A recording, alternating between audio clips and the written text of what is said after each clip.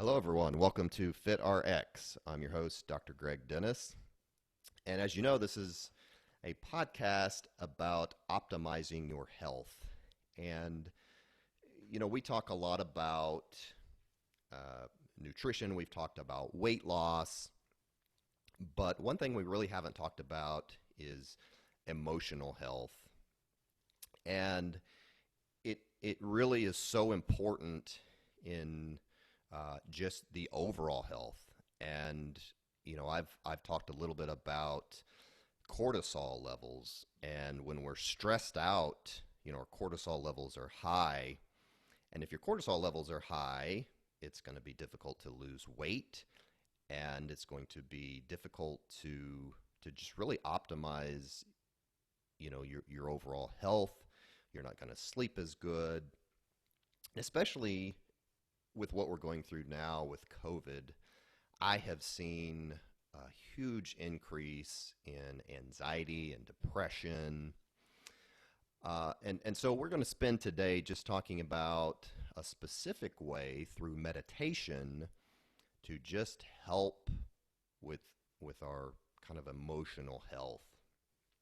If you're a patient of mine listening, you know that I recommend meditation frequently, and I'm certainly not an expert on it. And so I am here today with my new friend, Lauree Dash, who is going to help us take a little bit deeper of a dive into meditation, learning about it, how we can incorporate that into our daily life. So I'll just give a brief intro to Lauree, and then I'll let her tell a little bit more about her and her story. But she is a certified meditation teacher. She had a long career in broadcast television, and I'm going to let her tell you how she went from that into going into meditation. So, Lauree, welcome to the podcast. Thank you so much, Greg. It's a pleasure to be here. I love any opportunity to talk about meditation. Great. So, let's just start there. So let's tell your story. So you spent many years in broadcast television, and then somehow, got into meditation, and now that's all you do is teach meditation. So walk us through that story. Sure. So, meditation is actually my third career. I actually started out in the arts, singing, and I was very active in meditation at that time. I was very spiritual. I was always a seeker. I practiced a lot of different meditation techniques for about like the first, I'd say 5 or 6 years of my career in the arts. And then I decided I wanted to become a TV producer. So I moved to Los Angeles with my husband, and I became a TV producer. I completely stopped meditating whatsoever. And I threw myself into that, 14-hour, 16-hour days. You mentioned high cortisol levels. I mean, I was the poster child for that. I was living on coffee. I was so stressed out. I remember the first time I took my vitamin D level after a really stressful year launching the television show, The Doctors. And my vitamin D level was like 15. I mean, it was in the toilet. I was not really taking care of myself. And I was that person that woke up at 4 a.m. with plan A, plan B, plan C, plan D. And if this doesn't work out, then that has to happen. I was a producer. So everything rested on my shoulders, and I felt that pressure. And I worked on a lot of big shows where there's a lot of money at stake. So you feel that pressure even more. I was working for Hasbro and the Discovery Channel when my husband, who is a filmmaker and an actor, we were living together, and we had just gotten married the year before, got into a catastrophic car accident in Los Angeles. And life-changing in many, many ways, Greg. He died 3 times. He had a near-death experience. We spent, I would say, almost 3 to 4 years in recovery, surgeries on both coasts, and knock wood, he is fully recovered now. And my training, actually launching the talk show The Doctors, helped me through that very, very much, because I knew a lot of doctors to talk to and ask. And being the type A accomplishment junkie that I am, as soon as he was well, I was like, let's get back to it. I'm going to get back to producing, and he's going to get back to acting. And I tried, and it kind of felt like fitting a square peg into a round hole. But, you know, hey, I'm one of those people that if I can get that in there, I will do that. And it just didn't feel right anymore. I wanted more of a quality of life with my husband. I almost lost him. I wanted to be with him. I wanted to see him. I didn't want to be at a studio for 14 hours a day. And I knew that I wasn't taking care of myself. And I also knew that I had lived through something as his advocate, and also going through something so epic with him that I wanted to give back to other people. So I literally, one day, my husband and I looked at each other and said, we're going to change our lives. Um, and my husband's originally from Oklahoma City. And so he said, you know what? Let's move back to Oklahoma. I went in that day, I quit my job, and my boss, who I had worked with for many years at ABC and also at this new job I was at, was incredibly understanding and kind. And she said, great, I get it. No problem. You know what, honey? There's a project we need to look into. There's this meditation studio that I want to do a segment on in one of our shows. Can you do a deep dive? So I Googled the Den in Los Angeles, and they had a 400-hour teacher training program. And Greg, without skipping a beat, I signed up then and there. It was like my insides came out and said, yes, this is your path. This is your next path. And from there, we sold our condo. It was like a 5-month program, 400 hours. I had beautiful, amazing teachers, both in yoga and tantric meditation, Yoga Nidra, as well as a mindfulness trainer from the UCLA program. And so I learned a lot about a lot of different forms of meditation. And while I was there, obviously when you're in a meditation program, you do a lot of meditating. A lot of tears came up for me one day in a practice about fear of losing my husband that I was still carrying with me, you know, almost as a form of PTSD. And my teacher said to me, you know, you should try Yoga Nidra. It's so good for anxiety and PTSD and just for deep-seated issues. I took her class, realized that I had done a Yoga Nidra when I was 16 years old, that a yogi had given me in a program that I was in. And I was like, oh my God, it's this. This is amazing. I want to learn this. I want to study this. I took a separate certification in that. So I came to Oklahoma City ready to start teaching Yoga Nidra. And while I was here, I became even more enamored of mindfulness practices, of the heart practices. So then I began a deep dive into mindfulness study. So now I offer both. And for me, it's a better quality of life. It helps, you know, teaching people, you learn too. I learn from all my clients.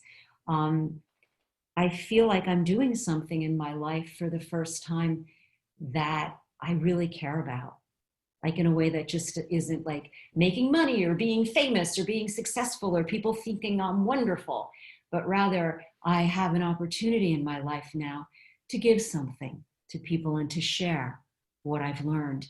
And that's how I made the U-turn. Wow, that's an amazing story. Uh, well, let's go ahead and you mentioned Yoga Nidra. So, I mean, let's go ahead and talk about that. So, you teach a couple of different types of meditation, Yoga Nidra being one, guided meditation. So, you know, talk us through that. What is that? What are the differences? Yeah. Just explain that. I will give you the ins and outs of what it is and how it's different from mindfulness, and also how I believe they work together. Okay. So Yoga Nidra is a yogic tantric practice. It's a sleep-based meditation. So we use different breathing and body and energy techniques during the practice. You do it lying down on your back in the resting pose, Shavasana. So anybody can do this. I actually have a lot of clients that have Parkinson's. Like you do this laying down, a pillow, a blanket, and unlike a mindfulness meditation where you're working in your mind and you're actively focused on an anchor or something that we're focused on to still the mind, the goal of Yoga Nidra is to drop us below the mind. So Yoga Nidra works on the conscious, the subconscious, and the unconscious levels. When you are in the state of Yoga Nidra, we slow the brain waves and we kick in your parasympathetic nervous system. So for those of you that don't know what that is, that's rest and digest. Most of us live the time, all the time, in our sympathetic. So we're up here, we're running, we're going, we're doing this, we're doing that, we're multitasking, we're getting this done, we're checking things off our to-do list. We never take a breath and just go, and just really rest. And what happens is the body forgets how to rest because the body forgets what that feels like. So there's tons of clinical research that supports this as well. Yoga Nidra has been around for thousands of years. When you get into a deeply relaxed rest and digest state of Yoga Nidra, dopamine, serotonin, GABA, which is natural Valium, all of the feel-good hormones, melatonin, get released, and your body gets a chance to heal itself. The other really, really beautiful, beautiful aspect of Yoga Nidra that not everybody teaches, but I teach, is something that we call sankalpa in Sanskrit. It means intention, or as we describe it, as that which arises from the heart and evolves over time. It is an intention you set for your life. And because Yoga Nidra drops you below the mind, and you slow the brain waves and fall into deeper levels of consciousness during practice, we seed this intention that you create for your life in practice. And it has the opportunity to just blossom without you doing anything. It gets seated in the superconscious. So that's everything that I love about Yoga Nidra. Mindfulness practices are not just meditation practices, but they are tools for life, for daily living. Mindfulness has informal and formal practices. So you sit and you focus on an anchor and you watch your mind go away. You bring it back to the anchor. That process of realizing when you go away, having thoughts are completely normal in meditation. The goal of meditation is not to get rid of our thoughts. It's allow them to be there and refocus on our anchor, right? So you know those moments when you're in the car and you're driving and you're like, oh my God, I've just driven a mile and how did I get here? Because you weren't present. Well, that's how we are in life a lot. We're very reactive. Things come at us and we just react. Or it's like we're in this trance of not being present. So mindfulness practices train us and help us become more present in our daily living so that we can notice, oh, that upset me, or that made me really sad. And we can choose our response versus reacting with habit energies. It's a very condensed way of trying to explain mindfulness practices. But what's really beautiful about what I teach, I believe, is that doing Yoga Nidra gets us into this beautiful, relaxed state, and we start to remember what that is, and you can reset your emotional nervous system. You can, I have. I'm a completely different person emotionally today than what I was when I was working in television. I'm much more responsive. Go ahead. How how long how long does that take? So you admitted you were kind of a type A person, kind of go go go, and now you're responsive to your emotions and you can recognize them. You said you're changed. How long did that process take? Well, I'm still in process. It's not an arrival. The most beautiful thing about meditation and why I love meditation, because it's a journey into your inner landscape. When you sit and meditate, you begin to understand how your mind works. We call it the monkey mind. When you start to understand your monkey mind, you start to understand that it's not always telling you the truth and that we all have patterns and habits. So you start to realize that and see, oh, that comes from this because I believe that. Ooh, and some inner wisdom arises. Meditation is a journey to get to know yourself. It's not just, I don't think of meditation as I'm just doing meditation to calm me down. No, that's a side effect of it. Meditation, the beauty of meditation is it's an inward journey to the landscape of me. And that's why I love it. And that's why I do it every day, because I bring a better me to everything in my life, because I'm spending time with myself, getting to know myself. And in the process, things still. In the process, the mind quiets. Does that make sense? So I love it. Yeah. I love it that you brought up, the sympathetic and the parasympathetic nervous system, and those two are always kind of competing with each other, and most people today, as you mentioned, are more in the sympathetic realm. Okay, we're stressed out all the time, and so things like meditation and mindfulness, as you mentioned, can help bring us more to that relaxed state, and which, as I mentioned briefly, can help our physiology, our hormones, and all that stuff. So I love it that you talk about the not only the Yoga Nidra, which is a specific time, but the constant mindfulness throughout the day, and learning about our thoughts and controlling those, and I love it that you mentioned that. So how do people go about getting started doing that? Because especially the really busy people like you were, they're going to say, I don't have time to do all that meditation stuff. I get up in the morning, I drink my coffee, I'm running out the door, I'm going to work, I'm coming home, I've got kids have homework. And so, how can people transition over to getting into that mindfulness and taking time to meditate? I believe, and this is why I said to you what I said just now about, I believe that I bring a better me to all of that if I take 5 or 10 minutes. And you don't have to take a lot. You can start simply, 5 or 10 minutes every day. I'm going to teach you guys today, a little later in the program, how to focus or anchor in body, breath, or sound. That becomes your anchor of focus. The mind will drift away. We gently bring it back. That's all it is. You do that for 5 or 10 minutes. Things will come up, things will arise. You bring it back. You will start to see the benefits. Now, we didn't talk about any of the physiological benefits of meditation because I started with the motivational, the emotional benefits first. Because say you're someone who's always stressed out and you always yell at your kids when they do a certain thing. Well, you might want to become more mindful of that.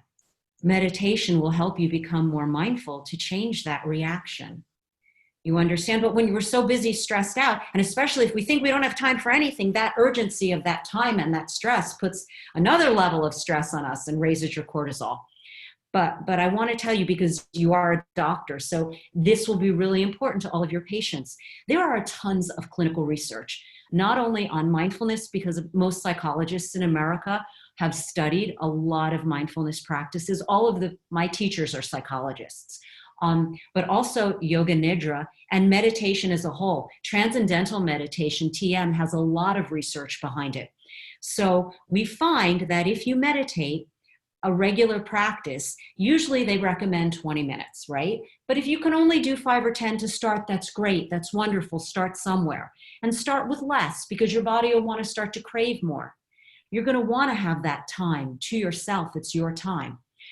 But meditation, having a focus and having a meditative practice builds gray matter in the brain, which decreases as we get older. What is gray matter responsible for? I wrote it down because there's so many great things. Muscle control, sensory perception, memory, emotion, speech, decision-making, self-control. You want more of this in your brain. The other thing is you're talking about parasympathetic and sympathetic nervous systems. We have what we call the reptilian brain in our head. It's called the amygdala. It's a part of our brain. It is your area of fight, flight, or freeze. And now they're actually saying scroll.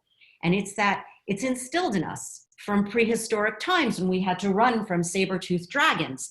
The only difference is now your boss or your husband yells at you, or your wife or your kids yell at you, and we think we're running from saber-toothed dragons or lions, whatever they are, because the response is the same in our body. So when you meditate, you shrink your amygdala, you strengthen what we call the prefrontal cortex, which is right here on the front of your forehead. It is your executive functions, your ability to manage worry, your ability to make wise choices and decisions, your ability to respond. So it lights that up, it shrinks the amygdala, and it strengthens the hippocampus, which is the area of your brain for memory and learning. So I don't know about you, but as I get older, I definitely want to strengthen all those areas of my brain, and I want to build my gray matter. Yeah. Now that's just physiologically, right? In mindfulness, we have proven that neurons that fire together wire together. We can create new neural pathways in our brain. So if we practice things in meditation practice, like gratitude, we can program new neural pathways in our brain that help us be more grateful in life just by practicing. What we practice grows stronger. You know that from studying. You know that from having a practice as a doctor. You get better at what you do. Well, there's that aspect of meditation as well. So you're saying people can benefit from even doing 5 to 10 minutes a day. Yes, absolutely. Okay. Absolutely. Is it so for people that are maybe haven't meditated before? Uh, does it does it make a difference the time of day? Should they do it, first thing in the morning before they get started? Maybe at night before they go to bed? What would you recommend there? So I really believe that's a personal thing. Okay. Because some people have kids, I mean, a lot of my clients have 3 children. They're moms and they're busy. And, when they get up in the morning, they're off and running. They got kids out to school, make breakfast, and their best time to meditate is actually when everybody's gone or when a child is sleeping. You have to find for yourself what works for you. The other thing is, you don't have to sit in a certain way. You can sit in a desk chair. You can sit with a back jack. You can sit on a comfy couch with a pillow for back support. You can sit with your legs crossed if that's comfortable, if you like. Your hands can be placed face up, face down, face in. You can cross them. You can hold them. I can teach people lots of ways to try to sit that may feel good, but ultimately you have to feel good in a position where your legs aren't going to fall asleep, where you're not going to fall asleep. So you want to be somewhat alert, but also soft and relaxed within that, you know? And like I said, you want to start small. Better to start with 5 minutes and then allow yourself wanting to crave it even more. And then as you can even start with guided practices. There are wonderful apps, Greg, like Insight Timer or Calm, or what's the other one? I can't remember the name of the other one right now. Sorry, it's leaving me, but like Insight Timer is amazing. You can find all different kinds of meditations. And if you want to start, you can start being led. That's the easiest way sometimes to practice. Or, give me a call and I'll help you. But start small and then Sure. allow it to grow. Yeah. So, I think starting off just 5, 10, work up to 20 minutes is a great place to start. The Yoga Nidra. So I did that with you. That's closer to an hour. So that's a little bit more intense. requires, I guess, a little bit more of a time commitment. But one thing that I took away from that is, especially if you had like a really stressful day, doing something like Yoga Nidra. I mean, it would be hard to come out of that still being stressed out. I mean, after So an hour long meditation. yes, Yoga So, Nidra, is yo? it's a different Go ahead. animal than seated Yeah. meditation. And Yoga Nidra, we do Yoga Nidra for the reset. We do Yoga Nidra to flood our bodies with calming hormones and to find that space of calm. I gave you a 45-minute Yoga Nidra. We can do 30-minute Yoga Nidras. I mean, there are Yoga Nidras for every time frame. I have found, and I can only speak from my experience, nothing resets me like Yoga Nidra. Like when everything is just too much, I just want to lay back and drop below my mind. And I feel refreshed, reset, like my blank slate. Like I can reapproach the problems or the issues in my life from a much more still, calm, and renewed place. That that there's nothing like Yoga Nidra for that. Um, I practice seated meditation myself for other things. I practice my seated meditation and my mindfulness practices, and I do heart practices like equanimity, loving kindness, forgiveness, compassion, to work with actually issues in the meditation. It's a little more advanced, but I teach and I practice that as well. So meditation doesn't have to be just watching your breath, although that is a fabulous starting place. That's based on the traditional Vipassana, what we call insight meditation. I think I said to you on the phone, I feel like Yoga Nidra and seated practice go together like peanut butter and chocolate, because those are my favorite flavors. I said that because they feed the other. Yoga Nidra resets my emotional nervous system. And when I sit and I meditate and I'm sitting and I'm doing mindfulness practices, my practices are deeper because of that. I don't do them all at once. I do my seated meditation practice every day for me. That's my sadhana. And I do nidras probably 3 or 4 times a week on top of that, just because I love it. Okay. So you mentioned breathing for somebody who hasn't done meditation before. So if they're going to try this and they're going to go sit in their closet and meditate for 10 minutes, just focusing on their thoughts, being still, is there, and you're going to walk us through something here in a few minutes, but I mean, is there a certain way they should breathe? Does it matter, or? No. So I'm going to walk us through this, but the first thing you do when you sit down is what we call internalize yourself, meaning get present. Feel into what your body feels like, where it's seated, where the different points of contact meet the floor or your cushion. Listen for sounds without judgment, but just with curiosity. And then begin to watch your natural flow of breath, not doing anything to manipulate it. Some people have a hard time watching their breath. I was one of those people. When I first started meditating, I was one of those people where the teacher said, okay, focus on the breath in the abdomen. And I went, ugh! Like it stressed me out. It made me feel like I had to do something with my breath. So for people that the breath isn't a point of focus for, it becomes more stressful, or we call triggering, to focus on your breath. You can listen to sounds and focus on sounds. That becomes your anchor, your point of concentration, your focus. Or you can pick a part in the body. Our hands have thousands of nerves in them. I like to sit with my hands face up in a particular mudra that I like, a yogic mudra. I feel the energy and sensations and vibrations in my hands. I know from my yoga teachings and practice, that's what we call our prana, your life energy. I use that as an anchor sometimes. I don't always go to breath.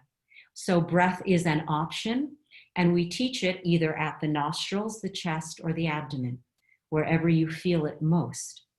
But any one of those anchors, and do I need to be clearer about how I explain what an anchor is? It's really a point of focus or concentration. When we meditate, we don't focus on our thoughts. The thoughts are just there. We focus on a chosen anchor. That anchor, if we're doing mindfulness, is body, breath, or sound, or sometimes phrases. There are mindfulness phrases you can focus on as well. We won't get into that today. It's a little more advanced, but there are phrases. In yoga, sometimes people teach you a mantra, which you're repeating silently in your head. That's what TM is. So you have a point of focus, an anchor of concentration. It is human nature when we start to focus on something that the mind will go off. All of a sudden, I'm going to, okay, and this is what it looks like. And I'm going to actually break this down for everybody because nobody did that for me. And I wish somebody did. So say I'm focusing on my breath at my heart center at the chest. So I'm breathing and I'm watching the breath. My focus is on the breath. All of a sudden, I'm planning dinner tonight for my husband. And I realize, I'm planning dinner tonight for my husband. I can label that thinking. And I just gently return to focusing on the breath at my heart center without judgment. Having thoughts isn't bad. I can't tell you how many clients I've had say to me, I can't meditate, I think too much. Please, I'm the poster child for that. I was that type A thinking person all the time. No. We want the thoughts. The thoughts are there. The thoughts are showing us what's coming up for us. They float away like clouds. And sometimes they need your attention. And that's getting a little more advanced too. And there are practices that I can teach, and I teach my clients how to deal with emotions or thoughts that need our attention. But generally, an easy, basic meditation practice, the thoughts will come, and we can label that either thinking or awake. I'm awake, I'm thinking, how great is that? Or I'm planning, or I'm remembering, or I'm imagining.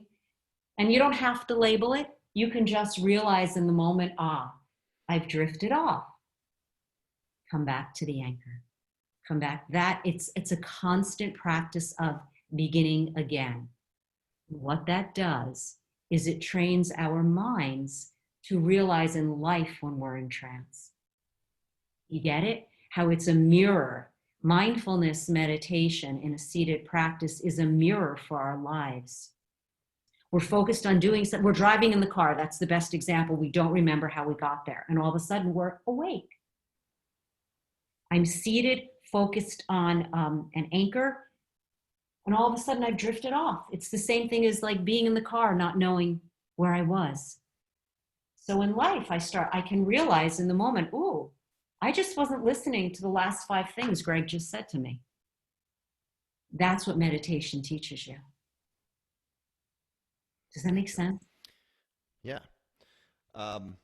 So let's go ahead and have you walk us through, I guess you'd call it a guided meditation, correct? Yes. Mm-hmm. And if people are listening to this while they're driving, pull over. I don't want people to get so relaxed that they're not paying attention to driving. So you may want to come back to this and maybe do this at home. But I'd ask you to do this just, again, for people who maybe haven't meditated before, so they have an idea of how to get started on their own and just some things to do. And they can always come back to this podcast and play it. So just walk us through kind of a brief guided meditation, if you would. Do I have like 10 minutes? 5-10 minutes? Sure. Okay, great. So I want to reiterate just what Greg said. Please stop the podcast now if you're driving, because I'm going to take you through something, and it's not wise to do this while driving. The optimum place to do this is to be at home, be in a comfortable seated position. Be in a position where your legs won't fall asleep, that feels good in your body, where you can feel both alert and also relaxed. I'm going to ask you to place your hands either palms up or palms down on your thighs, elbows close to the body. Feel into a tall spine, soft shoulders. The head and neck rests on top of the spine like a teacup in a saucer. So the chin tends to be more level with the ground. If you want, even for a moment, you can roll your shoulders up, down, and back a little bit. That might feel good. Or you can do a ear to shoulder if you want to just relax the body a little. If you are not comfortable closing your eyes, you do not have to close your eyes. But then what I suggest you do is look down and pick a point of focus on the ground so that you're not looking all over the place, but you're looking at one point and your eyes are sort of tilted down. So this is why we don't do this while we're driving. So what I'm going to do in this practice is I'm going to internalize you, and then I'm going to have you choose an anchor. And then there'll be a few moments of silence where you work with this anchor and coming back. And then I will bring you back and probably give you some loving kindness at the end. So let's begin. If you feel comfortable, close the eyes and quiet the mind.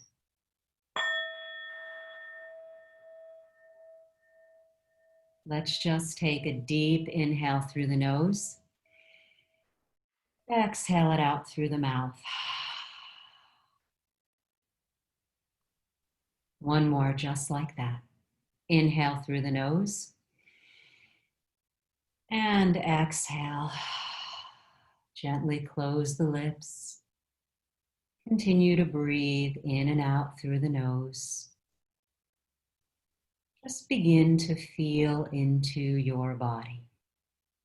Noticing where your body is in space without seeing it.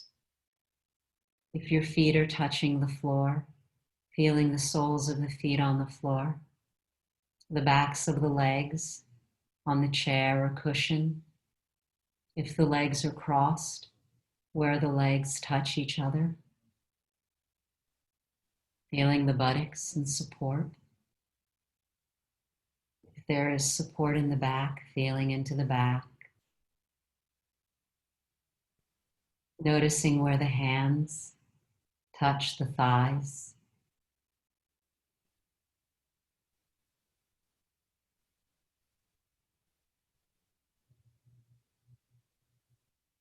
Sensing a softness in the body.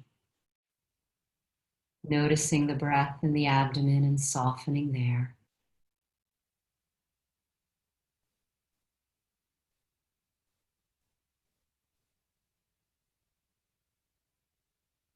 Softening the forehead, space behind the eyes, the jaw. Feeling grounded and yet relaxed.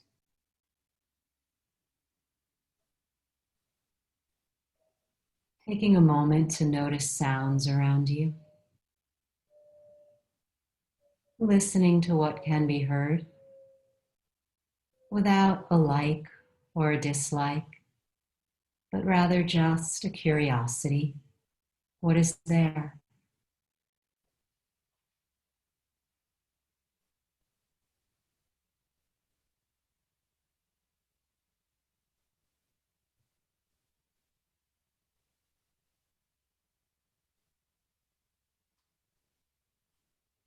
Noticing that the body is breathing.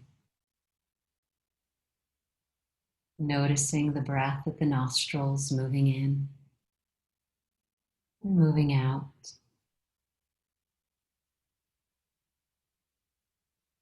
You can notice the breath at the chest or the abdomen or the nostrils.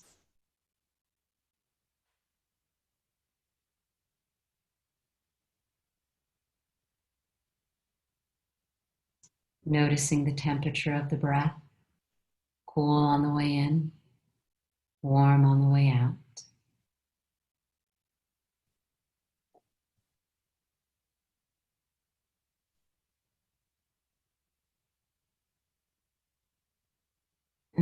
going to choose an anchor. You may choose a body part, perhaps where the buttocks touches the ground, or where the hands touch the thighs, or the shoulders, or the legs, if there is a body part that calls your attention. You may choose sounds that you hear, listening for sounds, or you may choose watching the breath, either at the nostrils, the chest, or the abdomen. It doesn't matter what you choose, all work equally well. So pick a point of focus and just focus there.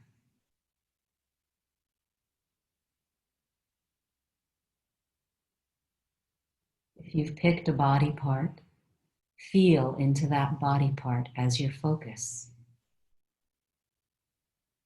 If you picked sounds, actively listen to sounds without judgment. And if you've picked breath, just notice the breath without manipulating it at either the nose, the chest, or abdomen.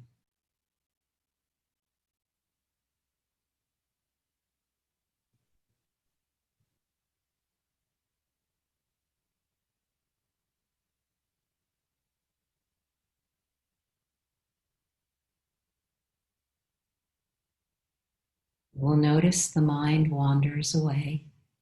We can label that thinking, planning, remembering, whatever it is. And we welcome that part of us. And we gently return the focus back to our anchor. Again and again. That is the process. Let's practice for a few moments in silence now.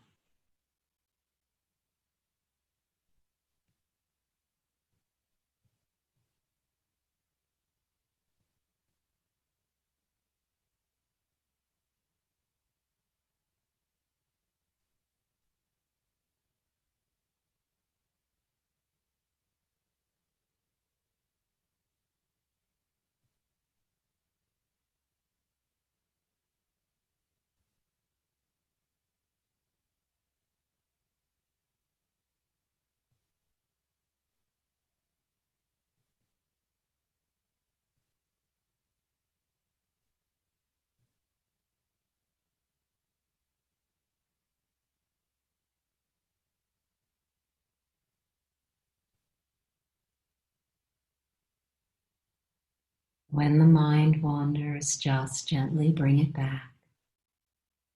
Kindly, gently.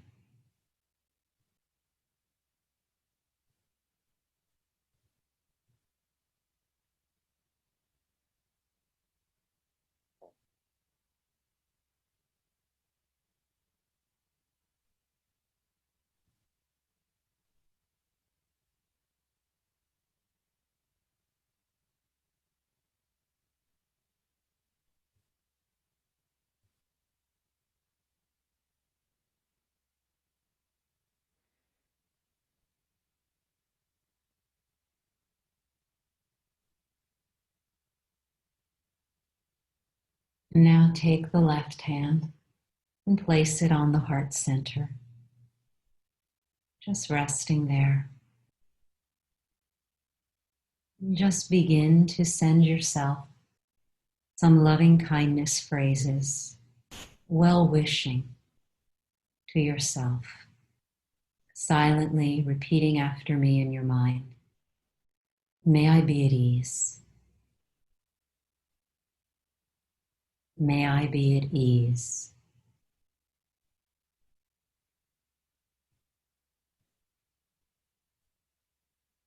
May I feel safe and protected. May I feel safe and protected.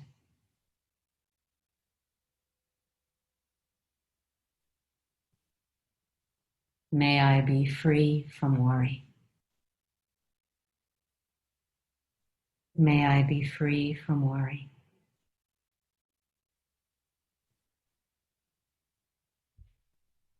May I love and accept myself exactly as I am. May I love and accept myself exactly as I am.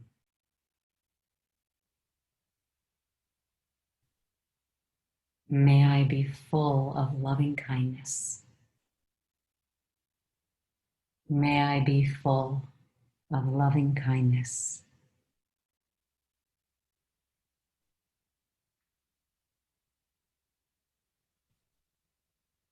And gently release the left hand. And just sit and notice the effects of the practice.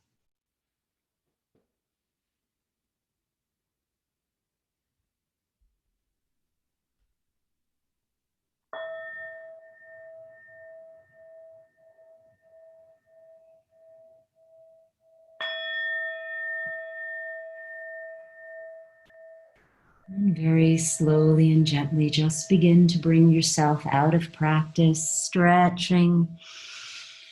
Whatever feels good to you, blinking the eyes open and coming back into the room.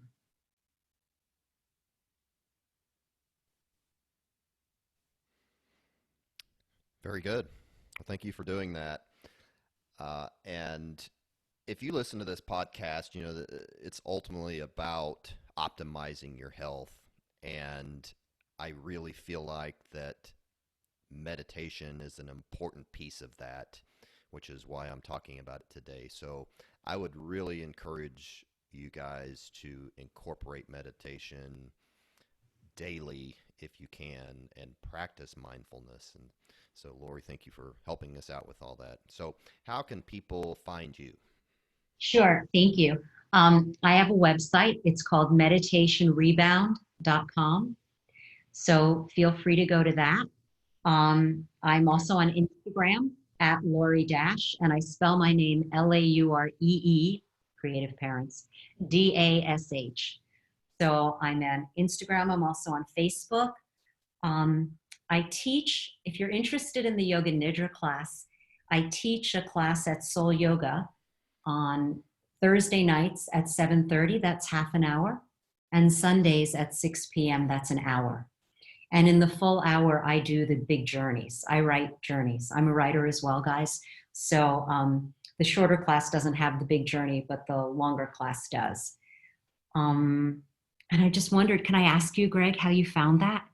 What your experience with your mind and everything was during that,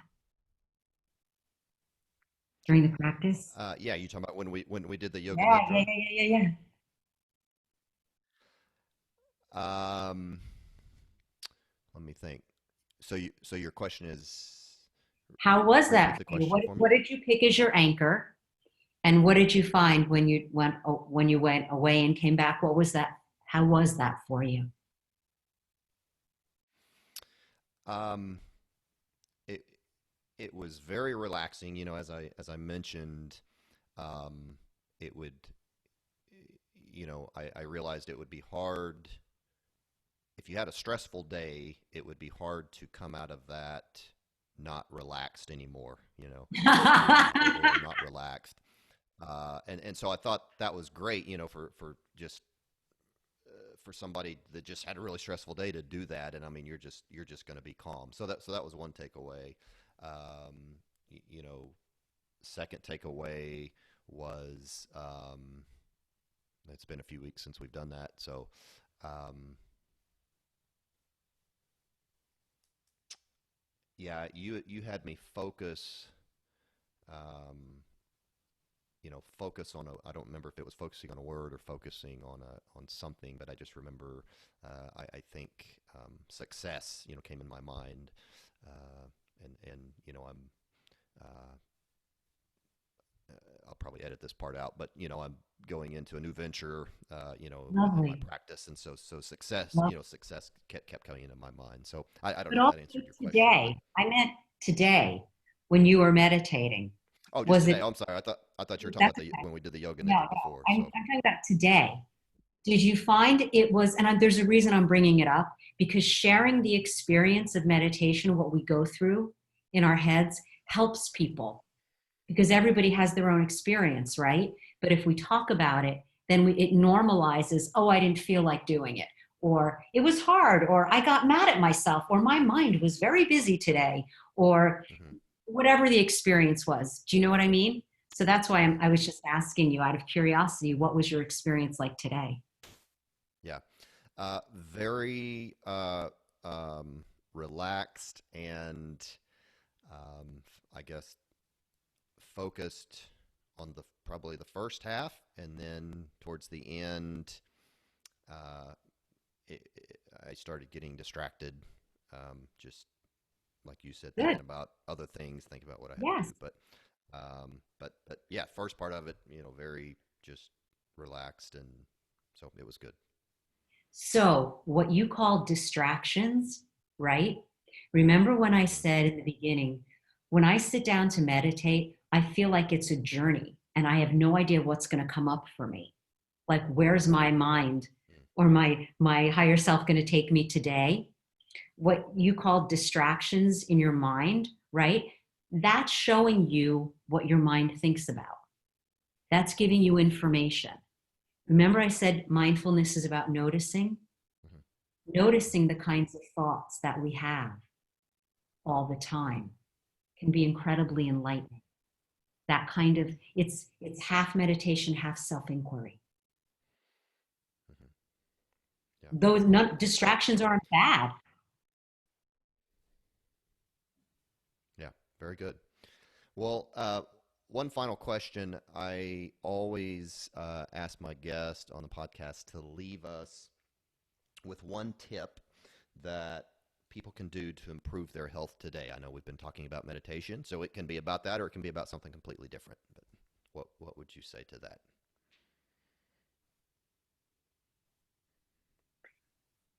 I think the first thing that comes to mind is to practice taking a pause every now and then in life. Just stop, take a moment to observe what's going on, and then proceed. I find that when we slow down a little bit, we see more. Hmm, no doubt. Yeah. And this is coming from someone whose first job in TV was Access Hollywood was crashing a piece every single day. So I had to do everything so fast. And I have and when you have a fast mind, and you're used to learning and studying and doing and doing and doing, it's challenging to slow down. We don't want to slow down because we think we won't be successful if we slow down, or we think that will somehow we won't get as much done because the idea is to get as much done as possible. Well, maybe quality is a little more important. So I would No doubt. recommend taking a pause. That's the best advice I would give. Great. That's great advice. Thank you. Well, thank you very much for your expertise on meditation. So, and we thank you guys for listening, and we will see you all next time.